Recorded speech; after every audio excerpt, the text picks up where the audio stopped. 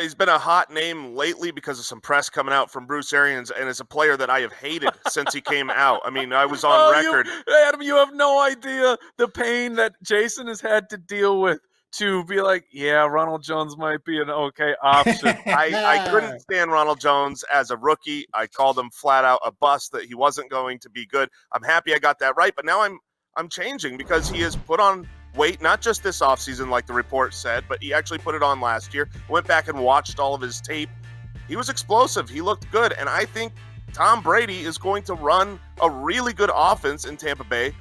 Ronald Jones costs very little for the chance that you have the starting running back for a really high-powered offense who has enough on his tape and in his game logs that says he could break out. So that's someone I'm targeting if he falls in drafts. And I can't get out of here without bringing up my guy. He's been my guy since the NFL draft, and I put my money where my mouth is in our Dynasty rookie draft. Antonio Gibson, running back for the Washington football team. But I got to get it in quick because he's not going to be a sleeper for much longer now that Darius Geis is no longer on the team. Look, the Washington backfield is nebulous. Is Adrian Peterson the starter? Yeah, probably. But the upside for that running back room goes to Antonio Gibson. He, basically every time he touched the ball at Memphis last year, it turned into a touchdown. He can play wide receiver. He can play running back. If you look at the combine, he is basically a mirror of second-round pick Jonathan Taylor. That's how big, that's how fast Antonio Gibson is.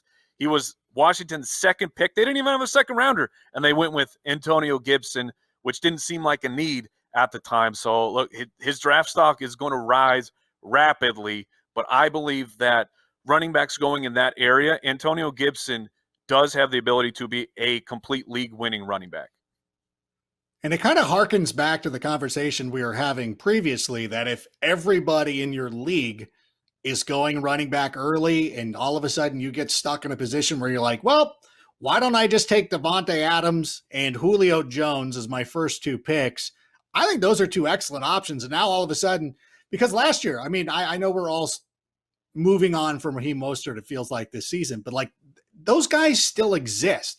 And so I think there's a huge opportunity. And I'm with you. I'm with Jason. I love Ronald Jones this year. And I know it's a narrative. I know I get biased too, because, you watch this guy play at USC and you think he's a good player.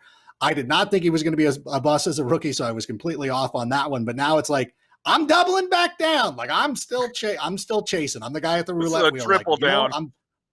Triple down. Whatever. Listen, I'm bound to get it right at some point. So what about what about if you do go with two receivers, let's say you go with two running backs at the top, and we talked about, trying to find those values at the wide receiver position. Are there some buy low candidate receivers that we should be looking at this season?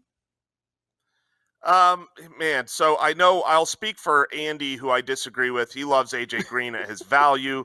I think AJ Green is not someone I want to target. If I'm looking in the late rounds, depending on how late, there are two rookies to me that I think have a chance, even in this shortened offseason, to really show something special, because I think they were special in college, one of which is Jalen Rhaegar, Philadelphia Eagles wide receiver. He was great in my scouting of him in college, super fast. And now the opportunity to come in, we don't know if Alshon Jeffrey's going to be ready come week one. I think that they're a team that needs him. And Jerry Jeudy, while I don't love the quarterback situation as much for the Broncos, if you're looking for a late round guy who could just show up in the NFL and say, oh yeah, I am better than most NFL wide receivers already, I think Jerry Jeudy's as polished and as NFL ready as any wide receiver coming out in the last several years has been. So my buy low isn't necessarily like a late round. I'm buying low because the man is disrespected every single year for fantasy football. And he let people know on Twitter he's tired of the disrespect, and he is 100% correct.